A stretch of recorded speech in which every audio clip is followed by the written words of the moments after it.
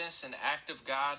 You could call this a coincidence, an act of God, the universe, or just plain interesting. Whatever you think of it, I do find it interesting. Here's 4 number patterns you probably didn't know. The first one is if you take this year, 2020, and divide it by 666. The first 5 digits you get is the phone number to text the Biden-Harris campaign. Pretty bizarre. Credit where it's due, I saw Scott Adams tweet about this on his Twitter. You can't script this stuff. Or maybe you can. The second one comes from Jimmy Kimmel's Hollywood studio that he operated out of for years, which is actually a Freemason temple. Freemasonry builds its temples among the nations and in the hearts of men. If you ever go to Hollywood Boulevard, you can see the Freemason temple that doubles as Jimmy Kimmel's building. What's even more bizarre and coincidental is the fact that Jimmy Kimmel's name, if you turn the camera sideways, you can see the 2 M's form a 3333. So that's 2 33s in his name. Why is that interesting? Because in Freemasonry, a 33-degree Mason is a high-ranking Freemason, and it's an important number for them. Interestingly enough, out of the presidents of the United States, it's said that 14 of them are known Freemasons, including George Washington,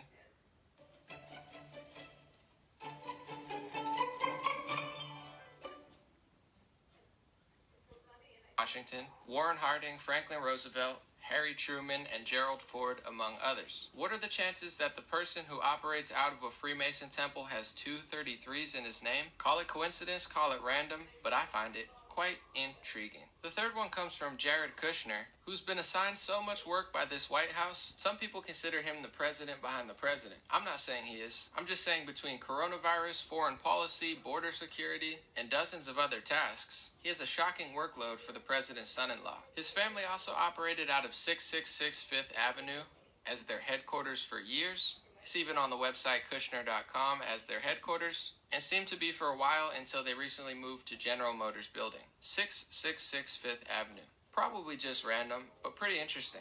And the fourth one comes from Pope Francis, who when President Trump was dealing with invading caravans and seemingly orchestrated event, he was out there seemingly working against the United States, donating $500,000 to migrants at the border. The money is specifically sent to aid the 75,000 migrants who arrived, and if you divide 500,000 among the 75,000 migrants it was for, that comes out to roughly $6.66 per migrant. It's also bizarre that this extremely political and, in my opinion, very untrustworthy Pope meddles in politics all over the world. He's even backing the United Nations with some sort of anti-gun and anti-weapon manifesto. The United Nations, who of course Democrats and liberals are obsessed with, let them pretty much dictate what we can and can't say on social media, but a lot of libertarians and right-wingers consider them really just trying to take power over our country and in the United States. So he's a very political pope. And you've seen the pattern 666, 666, 666. And as a political analyst, over the last few years, I've just seen one side of politics spiral into evil and just put it so in front of our faces, it's hard to not see it. Like the recent Huffington Post article, "The death of Justice Ruth Bader Ginsburg pushed me to join the Satanic Temple," where a 40-something attorney and mother bragged about joining a satanic temple, posting a picture of a statue of Baphomet, even writing that they see the devil as a symbol of rebellion. It's hard not to see which side of politics seems like they're openly worshiping the devil. She's not the only one who feels this way. Saul Alinsky's Rules for Radicals, which is a left-wing playbook, quoted himself in the beginning of his book, saying, "The first radical known to man who rebelled against the establishment and did it so effectively that he at least won his own kingdom,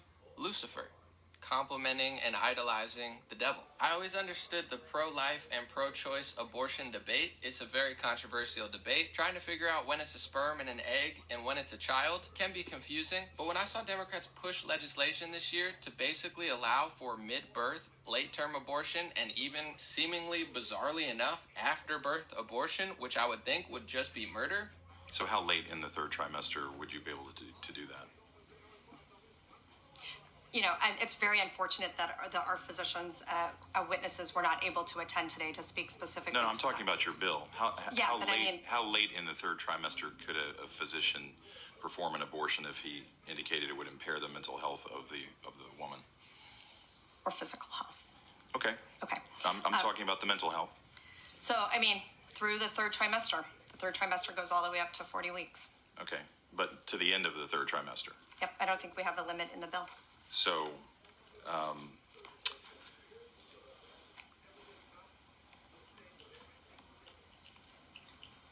where it's obvious that a woman is about to give birth, that she has physical signs of that she is about to give a birth, would that still be a point at which she could request an abortion if she was so certified?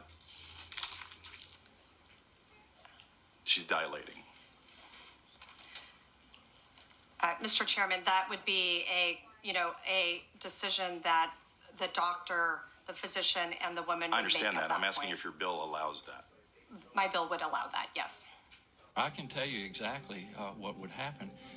The infant would be delivered. The infant would be kept comfortable. The infant would be resuscitated if that's what the mother and the family desired.